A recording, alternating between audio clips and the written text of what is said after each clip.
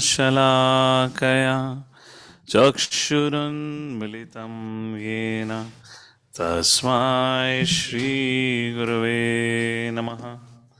नमो विष्णुपादाय कृष्णप्रेष्ठाय भूतले श्रीमते भक्तिवेदान्तस्वामिनिति नामिने। नमस्ते सरस्वते देवे गौरवाणी प्रचारिणे निर्विशेषशून्यवादी वाशताय देशतारिणे। जय श्री कृष्ण चैतन्य प्रभु नित्यानंद श्री अद्वैत गदाधर श्रीवासादि गौर भक्तवृंद। हरे कृष्णा कृष्णा कृष्णा हरे हरे, हरे Ram Ram Ram Hare Hare. Hare Krishna. So we welcome everyone for today's reading. We are reading from Bhagavad Gita, chapter number 5, verse number 19 and onwards. Ihevate jitaha sargo yesha samye sitam manaha nirdosham hi samam brahma tasma brahmani te stitaha. So who can be situated in transcendence is the discussion now. Those whose minds established in sameness and equanimity have already conquered the conditions of birth and death. They are flawless like Brahman, and thus they are already situated in Brahman. Change the sheet. Purport. Equanimity of mind, as mentioned above, is a sign of self-realization. Those who have actually attained to such stage, the other one, should be considered to have conquered material conditions, specifically birth and death. As long as one identifies with this body, he is considered a conditioned soul. But as soon as he is elevated to the stage of equanimity, through realization of self, he is liberated from conditional life. In other words, he is no longer subject to take birth in the material world, but can enter into the spiritual sky after his death. The Lord is flawless because he is without attraction or hatred. Similarly, when a living entity is without attraction or hatred, he also becomes flawless and eligible to enter into the spiritual sky. Such persons are to be considered already liberated, and their symptoms are described below. Once again, reading the translation, those whose minds are established in sameness and equanimity. Just previous verse, 18th verse, described what is that equanimity, equal vision. Have already conquered the conditions of birth and death. They are flawless like Brahman, which means they are situated in Brahman, and thus they are already situated in Brahman like that. Text number 20. Now discussion, further discussion on the characteristics of such a person. Na praharsha yat priyam prapya no dvijet prapya cha priyam stira buddhir sammudho brahmavid brahmani sitaha.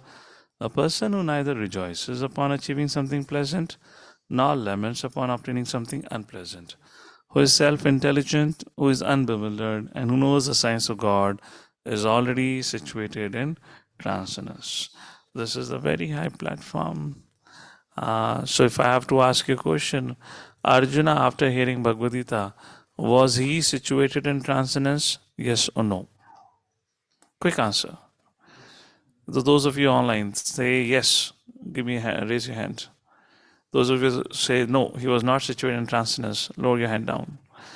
Okay, if you all think he was situated in transcendence, then my next question is, then Arjuna's act of crying after he got the news that his son Abhimanyu has died, was that an act of transcendence? Yes or no? Yes, give me a thumbs up. If no, give me a thumbs down. What do you say quickly? कुछ समझ नहीं आ रहा. Physical symbol बनाओ ना. तुम सोच रहे हो, विडम्बना में डाल दिया है सुबह सुबह, प्रातःकालीन में. Okay, I don't know what's happening here. Oh, you still say he was? No, I got confused right now. What did I ask? Was Arjuna still in transcendence? So all of you are saying, yes, he was in transcendence. All right, okay. Then I don't have to say anything. Okay. Now I have seen all of you. If anyone asks me, why did Arjuna cry? If you already had Bhagavad Gita, I'll give your phone number to those people, okay? So you can give the answers to them. Fine, all of you know that. Very good, very good. But it seems to be contradictory here. A person who neither rejoices upon achieving something pleasant, nor laments upon obtaining something unpleasant, but he lamented. He neither lamented, he cried.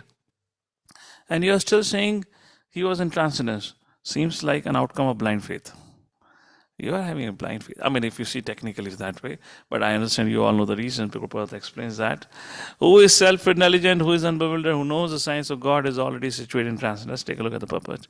The symptoms of the self-realized person are given herein. The first symptom is he is not illusioned by the false identification of the body with his true self. He knows perfectly well that he is not the body, but is a fragmental portion of the Supreme Personality of Godhead. He is therefore not joyful in achieving something, nor does he lament in losing anything, which is related to his body. He is therefore not joyful in achieving something, nor does he lament in losing anything which is related to his body. I am quite eager to hear a reason. Who would like to give me a reason? When Arjuna cried after hearing about the death of his son, you still call him that he was situated in transcendence. Because this is a contradictory statement, isn't it?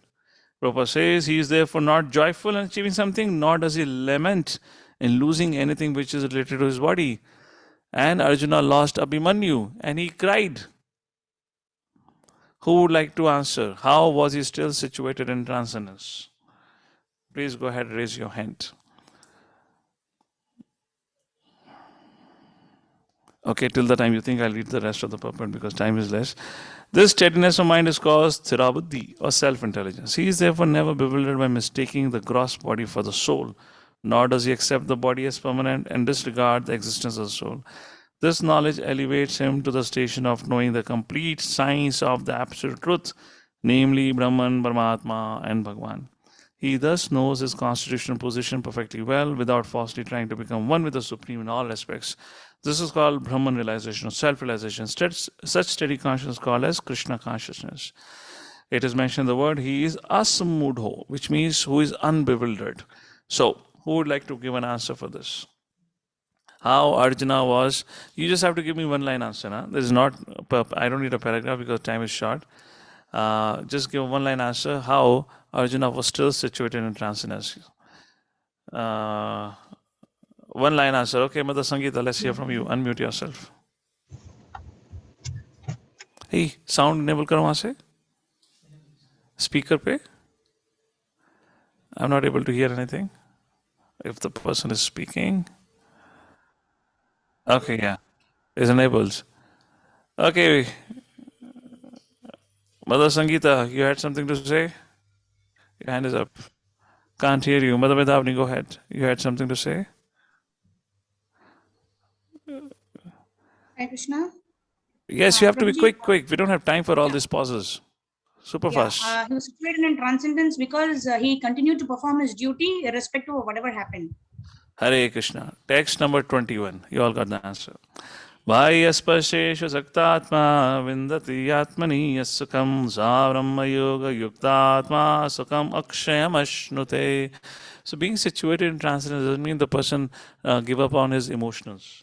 Now he cannot laugh. Oh, how are you laughing? You're supposed to be equipoised. He cannot cry. Oh, why are you crying? You're supposed to be equipoised. No. The point is he does not give up his dharma. That's the point. Such a liberated person is not attracted to material sense pleasure, but is always in trance, enjoying the pleasure within. In this way, the self-realized person enjoys unlimited happiness, for he concentrates on the Supreme. Now, but why people find this to be bewildering? Because those who are Mayavadis, who are aiming for Om Shanti Shanti platform, they want to destroy all emotions. They want to destroy any sense of attachment to relationships. So they think that a platform of transcendence of Brahman means no emotions, either loss or gain, which should be equipoised. No, that's not the meaning of it like that. Okay, translation of text number 21. Such a liberated person is not attracted to material sense pleasure, but is always in trance, enjoying the, I read already. Purport. Sri Yamunacharya, great devotee in Krishna consciousness, said, Yadavadi mama chetah Krishna padara vinde navanavarasadam niditam rantamasit Tadavadi Badanadi Sangame Smaryamane Bhavati Mukha Vikara Shushtu Nishtivanam Cha. Since I've been engaged in the transcendent loving service of the Krishna, realizing ever new pleasures in him, whenever I think of sex pleasure, I spit at the thought. My lips curl with distaste. A person in Brahma Yoga, Krishna consciousness, is so absorbed in the loving service of the Lord that loses his taste for material sense pleasures altogether. The highest pleasure in terms of matter is sex pleasure. The whole world is moving under the spell, and materialists cannot work at all without this motivation. Please highlight this. The highest pleasure in terms of matter is sex pleasure. The whole world is moving under a spell, and a materialist cannot work at all without this motivation. But a person engaged in Krishna consciousness can work with greater vigor without sex pleasure, which he avoids. That is a test in spiritual realization. Spiritualization and please highlight and sex pleasure go ill together. A Krishna conscious person is not attracted to any kind of sense pleasure due to his being in a liberated state. Text number 22. So Prabhupada says the sense pleasure and spiritual realization goes ill together. Why? That is explained in text number 22. Why a spiritualist does not rejoices or enjoys in sense pleasure. Everyone. Yehi samspashaja bhoga dukhayoniya evate adiyantavanta kaunteya nateshu ramate buddha. An intelligent person does not take part in the sources of misery which are due to contact with the material senses. The son of Kunti, such pleasures have a beginning and an end. So the wise man does not delight in them. But material sense pleasures are due to the contact of the senses, which are all temporary because the body itself is temporary. Liberated soul is not interested in anything which is temporary. Knowing well the joys of transcendental pleasures, how can a liberated soul agree to enjoy false pleasures? In the Padma Purana it is said, the meaning of word Rama, Ramante yogino nante satyanande chadatmani iti Rama padena sau param brahma vidiyate. The mystics derive unlimited transcendental pleasures from the absolute truth, and therefore the supreme absolute, the personality Godhead, is known as Rama. In Srimad Bhagavatam it is said, Nayam deho deha bhajam naraloke kashtan kaman arhate vidpujami tapo divyam putrakayena satvam shuddhyat yasma brahma sukhyam tvanantam. My dear sons, there is no reason to labor very hard for sense pleasure while in this human form of life. Such pleasures are available to the stool eaters, hogs also. Rather, you should undergo penances in this life by which your existence will be purified. And as a result, you'll be able to enjoy unlimited transcendental bliss. Rishabh Devji comparing those who work more than 8 hours to a hogs. Right? That's what it means. Therefore, those who are true yogis or learned transcendentalists are not attracted by sense pleasures, which are the causes of continuous material existence. The more one is addicted to material pleasures, the more he is entrapped by material miseries. This is a very, very important verse. Not possible to have discussion, but for all of you to reflect on this particular verse. Now, but how do we do so? How do we, at our stage, we are still tempted by sense pleasures. So for that, we need to tolerate the forces of desire and anger. So what we need to tolerate? People say, I am tolerating you. At that point of time, all the learned people are laughing at this foolish comment. You are no one to tolerate anyone. In fact, everyone is tolerating others. In other words, what it means is, if we have to tolerate something, we have to tolerate our own anarthas. And foremost of that, which this verse says, learn to tolerate one's own desires and hatred. Very important. Shaknoti eva yashodham prak sharira vimokshana kama krodha udbhavam vegam sayukta sa sukhi naraha. Before giving up this present body, if one is able to tolerate the urges of the material senses and check the force of desire and anger, he is well situated and is happy in this world. Which means the desire of sense pleasure is not that it does not crosses the mind of a transcendentalist or a spiritualist for that reason. It will cross. It will cross the mind of a transcendentalist, even if he's in renounced order, or to the extent of a sannyasi for that reason. Just like in an ocean, waves come. You cannot stop the waves from occurring in the ocean. Similarly, in the consciousness, as long as you're part or as long as you're present in the material world, or if you have any connection with the material world, this, the thoughts will come. But what does the transcendental does? He does not fulfill those thoughts or desires. He just tolerates. He knows that it's just like waves, comes and goes, comes and goes. But I am like an ocean. I should not get disturbed. That's the difference between a transcendentalist, a real transcendentalist, and a fake practitioner. What is a fake practitioner? I mean to say insincere practitioner, or maybe unintelligent practitioner who gives into it. So Krishna says, before giving up this present body, if one is able to tolerate the urges in the material senses and check the forces of desire and anger, he is well situated and is happy in this world. In Krishna consciousness, this becomes far easier to practice. Param drashtva nivartate, because we are given access to higher taste immediately. We want to dance, we have kirtans, we want to sing, again, we have Hare Krishna melodies, we want to sing. We want to eat nice food, we have delicious Krishna prasadam, Italian, intercontinental, you name it, you have it, everything. Those who had been habituated, addicted to meat, then there is what you call as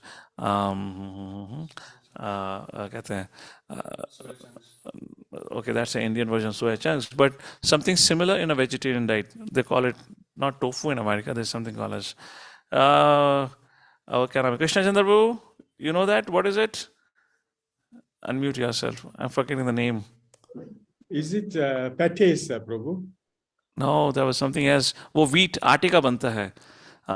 You boil it, then you bake it, and then we cut it. It looks like meat. I'm forgetting the name of it. It's very famous in West. Jackfruit, Prabhu. They will boil it, they will compress it and call it.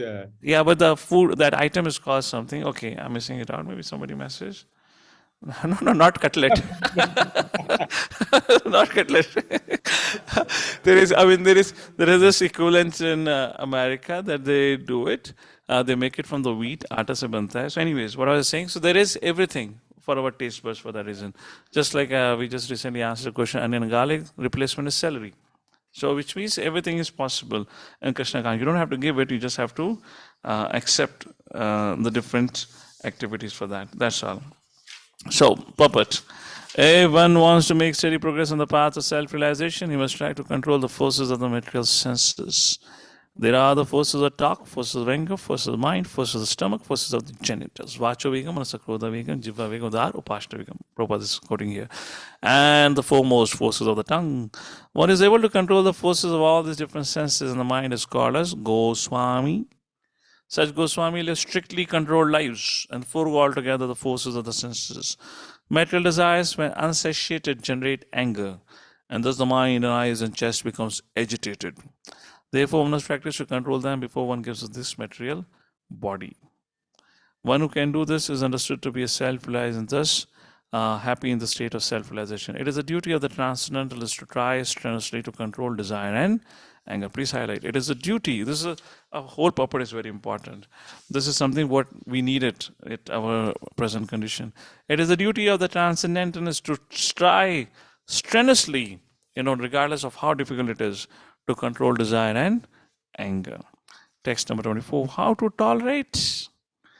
Yovanta sukuntaramas tadanta jyotirevaya sayogi brahma nirvanam brahmavuto adhigacchati. One whose happiness is within, who joyfully tolerates. Therefore, we have to be joyful. And he's like, आज भी प्रसाद वो रोती शक्ल बना के घूमेगा बेचारा, फिर कहाँ से टॉलरेट होगा? Yogavanta sukho antararamas.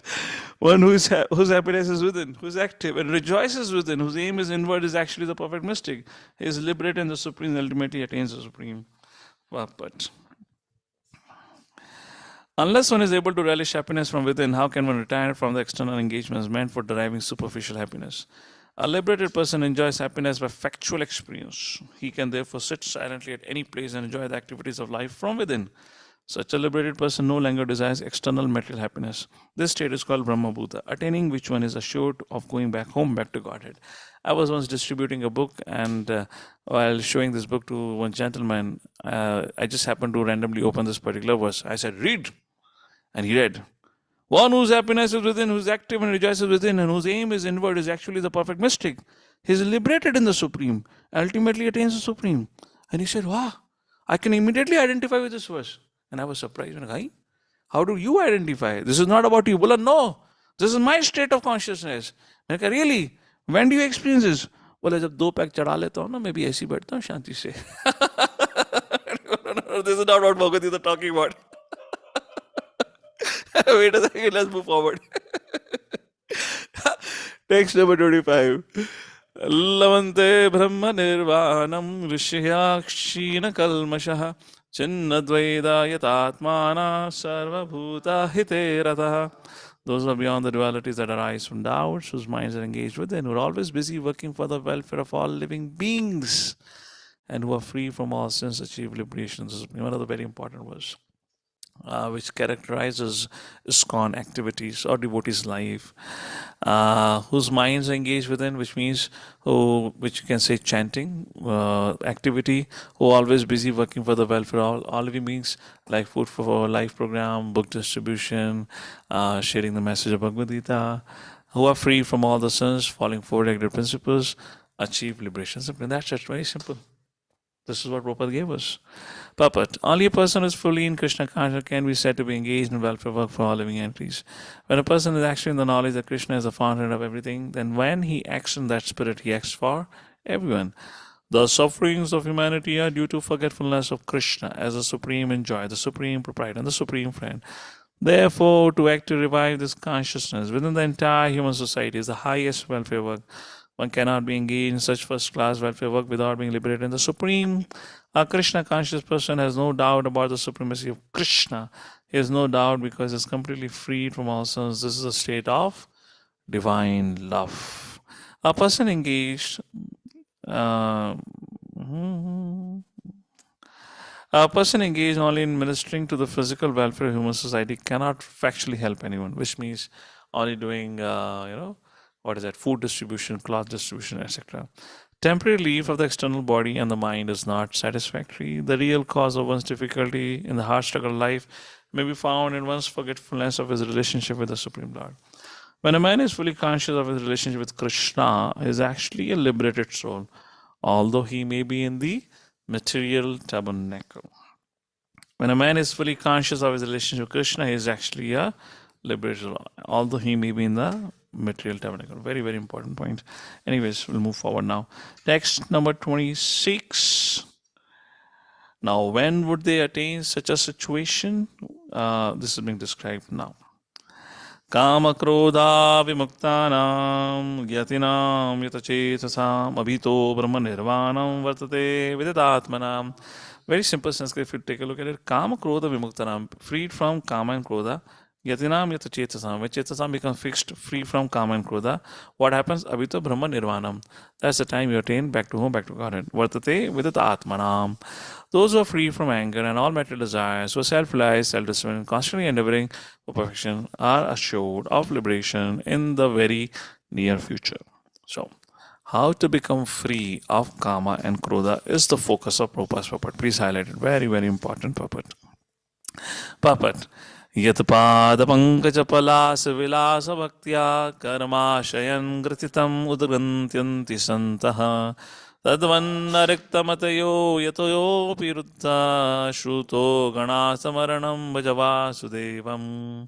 Just try to worship in devotional service Vasudeva, the Supreme Personality Godhead. Every great sages are not able to control, even great sages are not able to control the forces of senses as effectively as those engaged in transcendental bliss by serving the lotus feet of the Lord, uprooting the deep-grown desire for fruitive activities.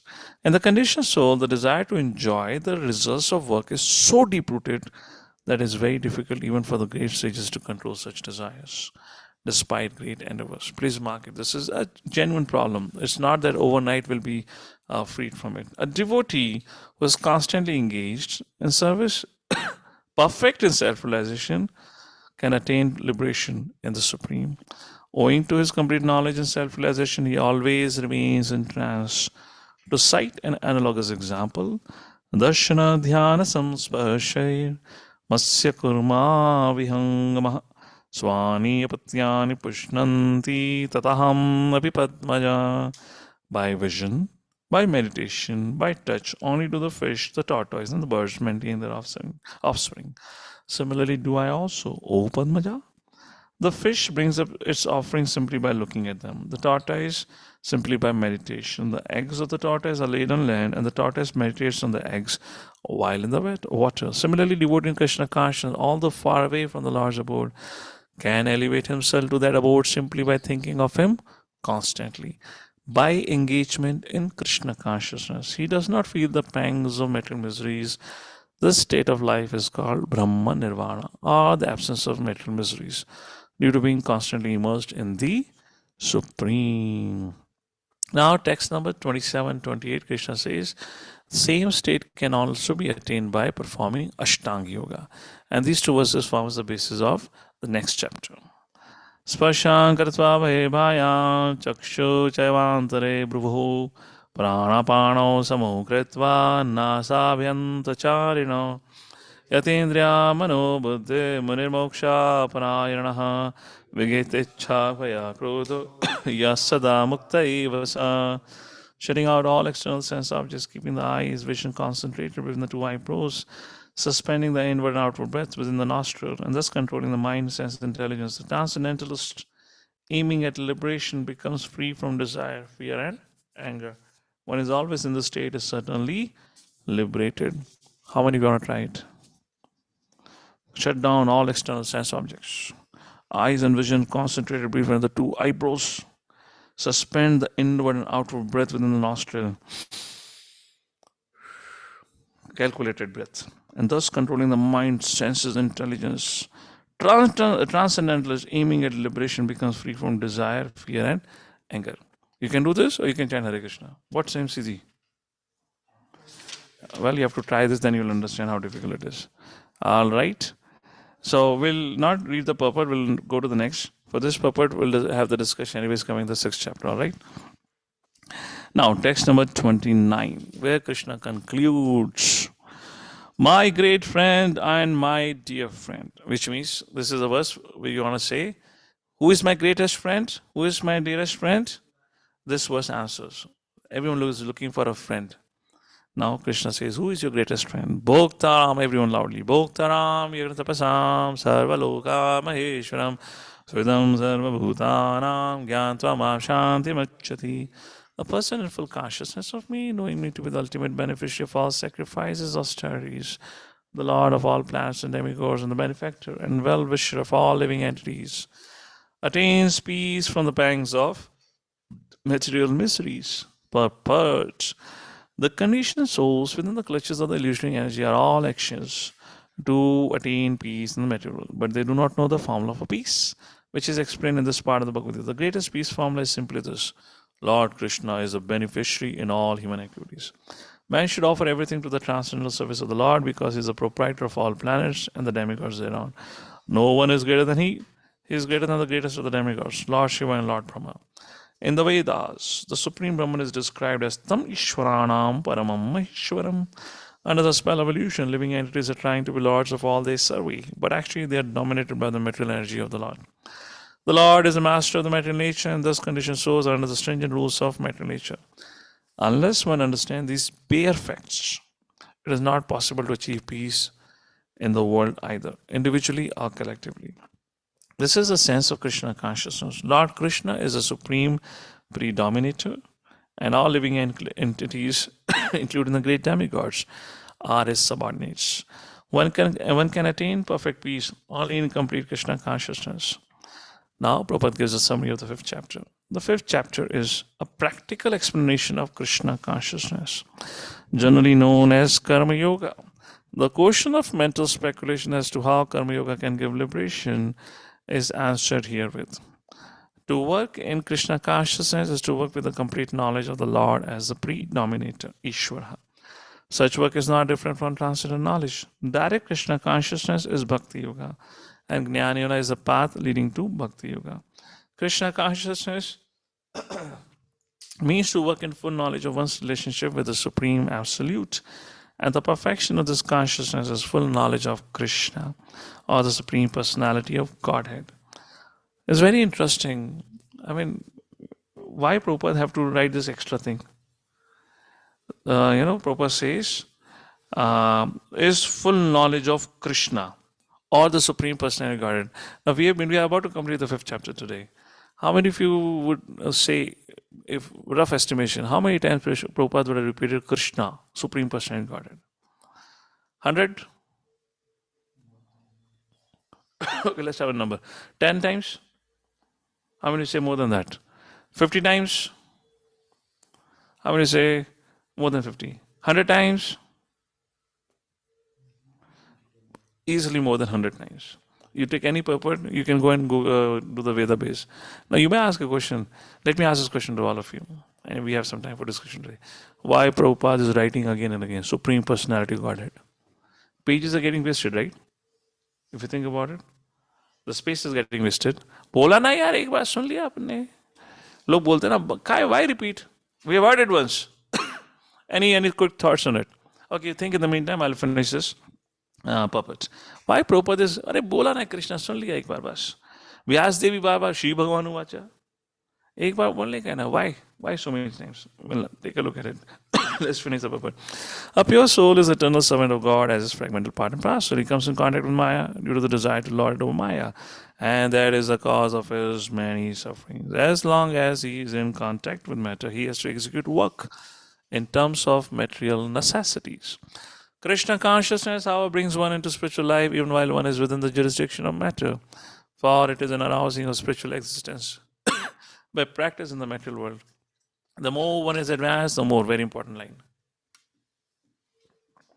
The more one is advanced, the more he is freed from the clutches of matter. The Lord is not partial toward anyone. Samoham sarva bhuteshu. Everything depends on one's practical performance. Very important point. Everything depends on one's practical performance of duties in Krishna consciousness, which helps one control the senses in every respect and conquer the influence of desire and anger. What it means? Our progress depends on our practical application. If it is not working for us, it does not mean it will not work for anyone, or Krishna consciousness does not work. One of Prabhupada's disciples who had left Prabhupada once was somewhere out in the city, and one of Prabhupada's disciples met him. And he said, "Oh, Prabhu, you have not been seen for so long." Everyone knew he has bloomed. So they said, "Prabhupada is in the town. Why don't you come and meet?" So he said, "Okay, I'll come to meet Prabhupada." He came to meet Prabhupada, and he went to meet Prabhupada, and he said, "Swamiji, I tried Krishna consciousness, but it did not work. So I left." Prabhupada said, "I'm so grateful you left. You can quit." And he was surprised. He was shocked. And it's a subject matter of discussion. I don't have time for right now. Does spiritual master disown the disciple? Well, if Krishna can, why not spiritual master? Ye yathamam prapadante tam sateva jamya. I mean, it was a very important, okay, let me just give you one line, otherwise you'll be confused why Prabhupada did like that. You have to understand the mindset of that person. He was going around telling people that Krishna consciousness does not work, because it doesn't work for me. So therefore Prabhupada said, get lost. Because you're spreading rumors. Because point here, everything depends on one's practical performance of duties in Krishna consciousness, which helps one control the senses in every respect and conquer the influence of desire and anger. Prabhupada very clearly makes a point. So it's our own endeavor and practice. And one who stands fast in Krishna consciousness, controlling the above-mentioned passions, remains factually in the transcendental stage of Brahma Nirvana. The Eightfold Yoga mysticism is automatically practiced in Krishna consciousness because the ultimate purpose is served. There is a gradual process of elevation in the practice of yama, niyama, asana, pranayama, pratyahara, dharana, dhyana, samadhi. But these only preface perfection by devotional service, which alone can award peace to the human being. It is the highest perfection of life. Thus, and the Bhaktivedanta purpose to the 5th chapter of Srimad Bhagavad Gita in the matter of Karma Yoga, or action in Krishna consciousness. Hari Bol. Many, many congratulations. In 2022, we all together read 5 chapters of Bhagavad Gita. In 2023, we shall resume from the 6th chapter. By the way, We just started a month ago. So before we conclude here for today and give you a break, everyone deserves a Christmas break. So we are going to every school, college have Christmas vacation. So we are also giving you Christmas vacation, before you all go on your New Year vacation. So why Srila Prabhupada repeats again and again, Krishna, the Supreme Personality of Godhead? Who would like to enlighten us? What are your thoughts about it? What possibly could be the reason?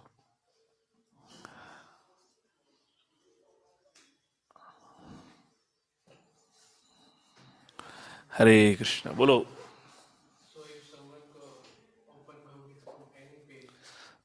So if somebody opens Bhagavad Gita on any page, he gets to know who is Krishna.